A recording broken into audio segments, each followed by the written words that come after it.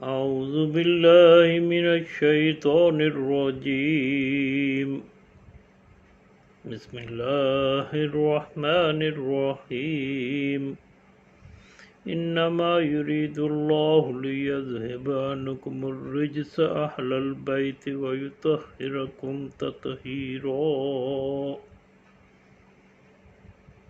اللہ سبحانہ فرماتا ہے اللہ تو یہی چاہتا ہے کہ اہل بیت کہ تم سے ناپاکی دور فرما دی جائے اور تمہیں پاک کر کے خوب ستھرا کر دے۔ یعنی اللہ سبحانہ تعالیٰ کی یہ چاہت ہے کہ اہل بیت تم سے ناپاکی دور کر دی جائے اور تمہیں پاک کر کے خوب صاف ستھرا کر دے۔ اللہ تعالیٰ کی یہ چاہت ہے۔ جو اللہ تعالیٰ کی چاہت ہے اس سے کون وہ کیسے اس میں کسی قسم کی نعوذ باللہ کوئی دوسری بات ہو سکتی ہے۔ اس کا مطلب یہ ہے کہ اہل بیت ناپاکی سے دور ہیں اور بالکل پاک ہیں، اور اللہ سبحانہ تعالیٰ نے خوب ستھرا فرما دیا ہے۔ حضرت علی کرم اللہ وجہ انہی اہل بیت میں سے ایک شخصیت ہیں۔ آج ہم حضرت علی کرم اللہ وجہ کے مناقب بیان کرنے کی کوشش کریں گے، حالانکہ ان کے مناقب بیان کرنا آگے حدیث شریف آئے گی، اس میں پتہ پڑے گا کہ کون اس کے مناقب بیان کر سکتا ہے۔ جی ہم ماشاءاللہ ہاشمی خاندان کے چشم چراغ ہیں، حضور پاک صلی اللہ علیہ وسلم کے چچا زاد بھائی اور آپ صلی اللہ علیہ وسلم کی محبوب بیٹی حضرت فاطمہ رضی اللہ تعالیٰ کے شوہر حسنین کریمین کے والد محترم ہیں۔ اسلام میں حضرت خدیجہ الکبریٰ رضی اللہ تعالیٰ کے بعد دوسری شخصیت ہے جنہوں نے اسلام قبول کیا، اور پہلی شخصیت ہے جس نے حضور پاک صلی اللہ علیہ وسلم کے ساتھ مل کے نماز پڑھی اور اللہ سبحانہ تعالیٰ کے حضور میں زمین پہ سجدہ کیا۔ بلکہ آپ خود فرماتے ہیں کہ میں وہ ہوں جو ماں کے پیٹ میں ہی آپ صلی اللہ علیہ وسلم پر ایمان لے کر آیا ہوں۔ آپ مولود کعبہ ہیں۔ حضور پاک صلی اللہ علیہ وسلم نے آپ کو پہلا غسل مبارک دیا، اور حضرت علی کرم اللہ وجہ نے سب سے پہلے جو شخصیت پہ اپنی نظر ڈالی وہ حضور پاک صلی اللہ علیہ وسلم کی تھی، اور حضرت علی کرم اللہ وجہ کو بھی یہ اعزاز حاصل ہے کہ اس نے حضور پاک صلی اللہ علیہ وسلم کے وصال کے بعد آپ صلی اللہ علیہ وسلم کے جسم مبارک کو غسل دیا اور قبر مبارک میں اتارا۔ تو حدیث مبارکہ میں آپ کی جو شان حضور پاک صلی اللہ علیہ وسلم نے بیان فرمائی ہے، ہم پہلے اس کا تذکرہ کریں گے۔ حضور پاک صلی اللہ علیہ وسلم کی حدیث کا میں عربی کا جو ہے نا اردو میں ترجمہ وہی صرف کہوں گا، باقی جو ہے اس میں انشاءاللہ کہہ دو جو علی سے محبت کرے جنت میں جانے کے لیے تیار ہو جائے۔ سبحان اللہ۔ صحیفہ مومن کا عنوان محبت علی بن ابی طالب علیہ السلام ہے۔ میں اور علی عدل کرنے میں مساوی ہیں، یعنی حضور پاک صلی اللہ علیہ وسلم فرمایا۔ قرآن علی کے ساتھ ہے اور علی قرآن کے ساتھ ہے۔ جس نے علی کو اذیت دی اس نے مجھے اذیت دی اور تکلیف دی۔ میں اور علی ایک ہی شجر سے ہیں جبکہ باقی لوگ مختلف درختوں سے۔ میں منذر ہوں اور علی ہادی ہے، اور میرے بعد ہدایت پانے والے علی کرم اللہ وجہ سے ہدایت پائیں گے۔ علی کی مجھ سے وہی نسبت ہے جو سر کو بدن سے ہے۔ علی میرا بھائی ہے، دنیا میں بھی آخرت میں بھی۔ علی کی مثال میرے ساتھ ایسے ہے جیسے موسیٰ علیہ السلام کے ساتھ اس کے بھائی ہارون علیہ السلام کی تھی، مگر میرے بعد محبت ختم ہے۔ علی کی مثال جنت میں ایسے ہے جیسے دنیا والوں کے لیے صبح کا ستارہ۔ علی ایک دروازہ ہے، جو اس میں داخل ہو گیا وہ مومن، اور جو اس سے خارج ہو گیا کافر ہے۔ ذکر علی عبادت ہے۔ علی کرم اللہ وجہ کے چہرے کی طرف دیکھنا بھی عبادت ہے۔ اگر علی نہ ہوتے تو فاطمہ کا کوئی ہمسر نہ ہوتا، اور تمام لوگ محبت علی پر جمع ہو جائیں، اگر تمام لوگ محبت علی پر جمع ہو جاتے تو اللہ سبحانہ تعالیٰ جہنم کو خلق ہی نہ کرتا۔ قیامت کے دن لوگوں سے ولایت علی کے اقرار کے بارے میں سوال ہوگا۔ عنقریب میرے بعد فتنہ پیدا ہوگا۔ جب ایسی صورتحال پیدا ہو تو تم پر علی کا ساتھ واجب ہے، کیونکہ علی حق اور باطل میں فرق کرنے والا ہے۔ علی مجھ سے ہے اور میں علی سے، اور علی ہر مومنہ کے ولی ہیں۔ قیامت کے دن علی اور ان کے چاہنے والے کامیاب ہوں گے۔ علی خیر البشر ہیں، سب انسانوں میں یعنی افضل ہیں، اعلیٰ ہیں۔ جو اس کا انکار کرے اس نے فقط کفر کیا۔ علی کی مثال لوگوں میں ایسے ہی ہے جیسے قرآن میں سورہ قل هو اللہ احد کی۔ ہر نبی کا ایک صاحب اسرار ہوتا ہے، رازدان ہوتا ہے، اور میرے رازدان علی بن ابی طالب ہیں۔ فرمایا میں علم کا شہر ہوں، علی اس کا دروازہ ہے۔ جو شہر میں آنا چاہے وہ اسی دروازے سے داخل ہو۔ بے شک اللہ نے ہر نبی کی صلب میں سے اس کی ذریت کو قرار دیا ہے، اور میری ذریت کو صلب علی بن ابی طالب سے قرار دیا ہے۔ حکمت کے 10 اجزاء ہیں، علی کو 9 جز اور باقی لوگوں کو 1 جز دیا گیا۔ ماشاءاللہ، حکمت کے 10 حصوں میں سے 9 حصے حضرت علی کرم اللہ وجہ کو دیے گئے، اور ایک حصہ باقی دنیا میں تقسیم ہوا۔ سبحان اللہ۔ ہر نبی کا ایک وسیع وارث ہے، اور میرے وارث ولی علی کرم اللہ وجہ ہیں۔ میں اور علی اللہ کی طرف سے اس کی مخلوق پر حجت ہیں۔ نبی سے سوال کیا گیا من عندہ علم الکتاب، کس کے پاس علم کتاب ہے؟ آپ صلی اللہ علیہ وسلم فرمایا وہ بے شک وہ علی ہیں۔ حب علی گناہوں کو اس طرح کھا جاتی ہے جیسے آگ خشک لکڑیوں کو۔ آپ صلی اللہ علیہ وسلم فرمایا میرے اہل بیت کی مثال سفینہ نوح کی طرح ہے، جو اس میں سوار ہو گیا اس نے نجات پائی، جس نے منہ موڑا ہلاک ہو گیا۔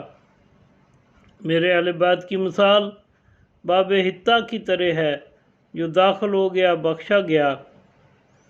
ہم اہل بیت کے لیے اللہ کی ذات نے دنیا کے بجائے آخرت کو انتخاب کیا ہے۔ میں نے اپنے رب سے سوال کیا میری اہل بیت میں سے کسی کو جہنم میں نہ ڈالنا۔ اللہ سبحانہ تعالیٰ نے میری یہ دعا قبول فرمائی۔ اے پروردگار، یہ میرے اہل بیت اور میرا گوشت ہیں، اس نے مجھے رنج دیا جس نے انہیں رنج پہنچایا۔ آل محمد سے صلی اللہ علیہ وسلم سے ایک دن کی محبت سال کی عبادت سے افضل ہے۔ علی کی محبت آگ سے نجات دلاتی ہے۔ جو شخص محبت اہل بیت میں مرا وہ شہادت کی موت مرا، جو بغض اہل بیت میں مرا وہ جاہلیت کی موت مرا۔ اے پروردگار، اس وقت تک مجھے موت نہ آئے جب تک میں علی کے چہرے کو دیکھ نہ لوں۔ ایک لشکر کی روانگی کے اوپر آپ صلی اللہ علیہ وسلم فرمایا، علی اس کے امیر تھے، تو آپ صلی اللہ علیہ وسلم فرمایا دعا کی کہ اللہ مجھے اس وقت موت نہ دینا جب تک میں علی کی زیارت نہ کر لوں۔ جس نے فضائل علی میں سے ایک فضیلت کو اقرار کرتے ہوئے بیان کیا تو اس کے گزشتہ اور آنے والے گناہ معاف کر دیے جائیں گے۔ اگر درخت کلمے بن جائیں اور سمندر سیاہی بن جائیں اور جن و انس مل کر فضائل علی کو شمار کریں تو شمار نہ کر پائیں گے۔ خندق کے دن علی کی ایک ضرب ثقلین کی عبادت سے افضل ہے۔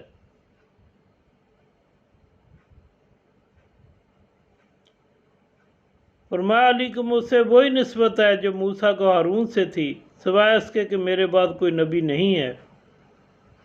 یوم خیبر کے دن آپ صلی اللہ علیہ وسلم فرمایا، کل میں علم اس کو دوں گا جو اللہ اور اللہ کے رسول کو محبوب رکھتا ہوگا، اور جس کو اللہ اور اللہ کا رسول محبوب رکھتا ہوگا، یعنی دونوں طرف سے شہادت ہو گئی۔ اللہ کے رسول سے وہ محبت کرے گا اور اللہ کا رسول اس سے محبت کرے گا۔ آپ نے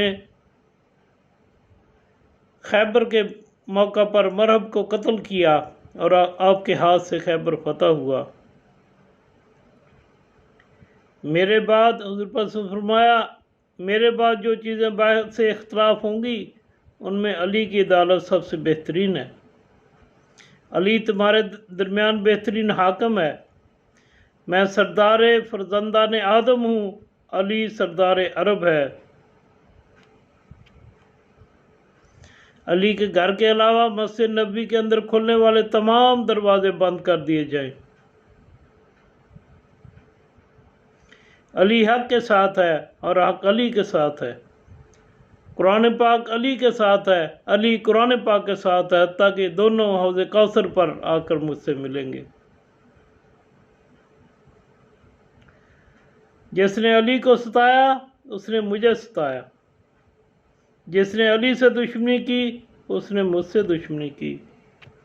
اے علی، مومن کے علاوہ کوئی تم سے محبت نہیں کر سکتا، منافق کے علاوہ کوئی تم سے بغض نہیں رکھ سکتا۔ علی کی دوستی برائیوں کو یوں کھا جاتی ہے جیسے آگ لکڑی کو۔ اے علی، جو ہماری اطاعت کرے گا اس نے اللہ کی اطاعت کی۔ میں علم کا شہر ہوں، علی اس کا دروازہ ہے۔ مواخات مدینہ میں حضرت علی کرم اللہ وجہ سے آپ نے فرمایا، علی انت اخی فی الدنیا والآخرہ، علی تم میرے دنیا میں اور آخرت میں میرے بھائی ہو۔ حضرت عباس رضی اللہ عنہ فرماتے ہیں کہ 18 صفات ایسی ہیں جو کسی اور صحابی میں نہیں۔ جہاں قرآن پاک میں یا ایھا الذین آمنوا آیا، وہاں سمجھنا چاہیے کہ اس کے جو یعنی جن کی طرف ہی آیت جن کے لیے اتری ہے اس کے امیر و شرف حضرت علی کرم اللہ وجہ ہیں۔ حضرت علی کرم اللہ وجہ کے چہرے کی زیارت عبادت ہے۔ حضرت علی کرم اللہ وجہ فرماتے ہیں، میں جب حضور پاک صلی اللہ علیہ وسلم سے کوئی چیز مانگتا تو آپ عطا فرماتے، اور اگر خاموش رہتا تو مجھے سے ابتدا فرماتے۔ فرمایا، جب میں صبح آپ صلی اللہ علیہ وسلم کے پاس سے گزرتا، گھر کے پاس سے، تو میں آپ صلی اللہ علیہ وسلم کو سلام پیش کرتا۔ حضور پاک صلی اللہ علیہ وسلم اگر کھنکھناتے تو واپس چلا آتا، ورنہ حاضر خدمت ہو جاتا۔ صدقہ والی آیت جب نزول ہوئی کہ حضور پاک صلی اللہ علیہ وسلم سے حضور میں جانے سے پہلے صدقہ دیا کرو، تو پھر بعد میں منسوخ ہو گئی، تو اس آیت کے منسوخ ہونے سے پہلے یعنی نازل ہوئی اور منسوخ ہونے سے پہلے صرف ایک شخص نے عمل کیا، وہ حضرت علی کرم اللہ وجہ تھے۔ آپ فرماتے ہیں، میرے پاس ایک درم تھا، اس کے میں نے 10 دینار لیے اور 10 سوال آپ صلی اللہ علیہ وسلم سے میں نے عرض کیے۔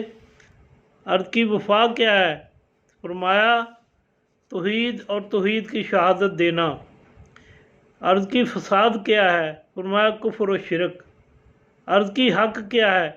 فرمایا، اسلام اور قرآن و حدیث جب تجھے ملے۔ عرض کی تدبیر یعنی ہیلہ کیا ہے؟ آپ سے فرمایا، ترک ہیلہ۔ عرض کی مجھ پر کیا لازم ہے؟ فرمایا اللہ اور اللہ کے رسول صلی اللہ علیہ وسلم کی اطاعت۔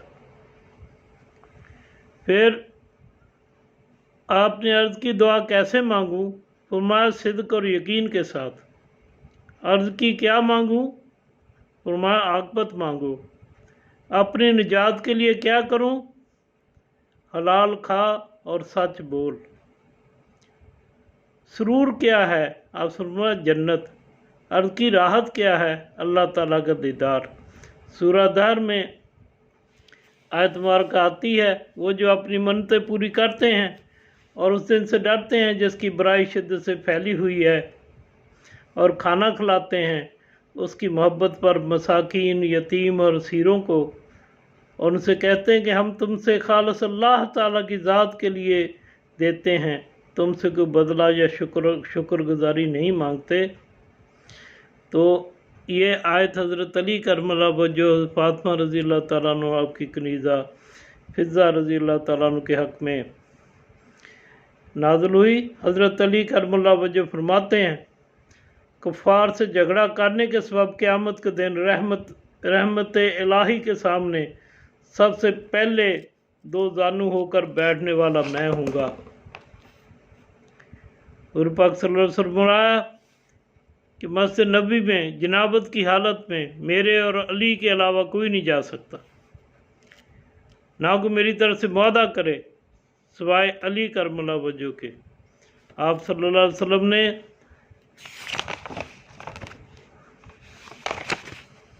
جب آپ صلی اللہ علیہ وسلم یعنی واپس ہوئے آخری حج کے موقع سے، تو پھر آپ خم غدیر پہ آ کے آپ صلی اللہ علیہ وسلم نے خطبہ دیا، اور اس میں آپ صلی اللہ علیہ وسلم نے حضرت علی کرم اللہ وجہ کا ہاتھ پکڑ کر بلند کیا لوگوں کے سامنے اور فرمایا من کنت مولا فعلی مولا، جس کا میں مولا ہوں اس کا علی مولا ہے۔ اے اللہ، جو علی سے محبت رکھے اس سے تو بھی محبت رکھ، جو علی سے دشمنی رکھے تو بھی اس سے دشمنی رکھ، اس سے تو عداوت رکھ۔ آپ کرم اللہ وجہ کے جو ہے سمجھو مناقبات یا آپ کے مناقب جو ہیں وہ کون بیان کر سکتا ہے؟ قرآن پاک آپ کا ساتھی ہے، آپ قرآن پاک کے ساتھی ہیں، یعنی جب بھی دیکھو کہ حق کدھر ہے، جدھر علی کرم اللہ وجہ کھڑے ہیں ادھر ہی حق جاتا ہے۔ آپ حق کی طرف نہیں آتے، حق آپ کی طرف آتا ہے۔ اور آپ صلی اللہ علیہ وسلم نے آپ کرم اللہ وجہ کے لیے فرمایا کہ علی جو ہے وہ میرا بھائی ہے جی، دنیا میں بھی آخرت میں بھی۔ تو حضرت علی کرم اللہ وجہ کی شان جو ہے وہ بیان کرنا ہمارے بس کی بات نہیں ہے۔ آپ یعنی جنگ بدر میں سب سے پہلے مبارزت پہ جانے والے آپ ہیں جی، اور جب غزوہ خندق ہوا تو عمرو بنت عبد البد بہت بڑا پروان تھا، وہ مشرکین کی طرف سے آیا، اس نے للکارا کہ کوئی آئے میرے مقابلے میں، کون چاہتا ہے جو جنت لینا چاہتا ہو۔ اس نے 3 دفعہ ایسے للکارا، تو بار بار حضرت علی کرم اللہ وجہ کھڑے ہوتے تھے، حضور پاک صلی اللہ علیہ وسلم انہیں بٹھاتے تھے، پھر وہ للکارتا تھا، پھر آپ کھڑے ہوتے تھے، پھر وہ للکارتا تھا، پھر آپ کھڑے ہوتے تھے۔ آخر میں حضور پاک صلی اللہ علیہ وسلم نے کہا جی مجھے اجازت دیں۔ آپ صلی اللہ علیہ وسلم فرمایا علی عمرو ہے، آپ سے فرمایا رہے عمرو، آپ مجھے اجازت عطا فرمائیں۔ آپ صلی اللہ علیہ وسلم نے آپ کے سر پہ امامہ باندھا، آپ تلوار لے کر وہاں پہنچے، عمرو نے آپ کو للکارا، اس نے کہا علی تو بچہ ہے، تو واپس چلے جا، میں نہیں چاہتا کہ تو میرے ہاتھ سے یعنی مارا جائے۔ حضرت علی کرم نے فرمایا لیکن میں چاہتا ہوں کہ تو میرے ہاتھ سے مارا جائے۔ تو وہ پھدک کے اپنی سواری سے نیچے اترا، تلواریں ٹکرائیں، اس نے وار کیا، اس کی تلوار آپ کی جو ڈال ہے اس میں پھنس گئی۔ حضرت علی کرم اللہ وجہ نے ایسا وار کیا کندھے کے اوپر، اسے 2 لخت کر دیا۔ جب وہ واپس آ رہے تھے، صحابہ اکرام رضوان اللہ اجمعین خوشی سے نعرے تکبیر لگا رہے تھے، اور حضرت علی کرم اللہ وجہ کہتے تھے، جس کا مفہوم یہ ہے کہ بیوقوف تھا، بتوں کی مدد کے لیے آ گیا، اور میں نے نبی پاک صلی اللہ علیہ وسلم کے دین کی مدد کی اور بہت سوچ سمجھ کے مدد کی۔ تو اللہ تعالیٰ میں حضرت علی کرم اللہ وجہ کے چاہنے والوں میں رکھے، دنیا میں بھی، قبر میں بھی، آخرت میں بھی۔ جب حضرت پاک صلی اللہ علیہ وسلم نے حضرت علی کرم اللہ وجہ کو یمن کے لیے یعنی عادل حکمران کے لیے بھیجا، اس کے لیے وہاں کے سمجھو کہ جیسے چیف جسٹس ہیں بنا کے بھیجا، تو حضرت پاک صلی اللہ علیہ وسلم نے ان کے سینے پر ہاتھ رکھ کر فرمایا، اے اللہ، علی کے دل کو ہدایت فرما اور اس کی زبان کو مستحکم فرما۔ حضرت علی کرم اللہ وجہ فرماتے ہیں، نہ میں نے کبھی جھوٹ بولا اور نہ میں یعنی جھٹلایا گیا ہوں، جو بات ہوتی حق ہوتی ہے جی۔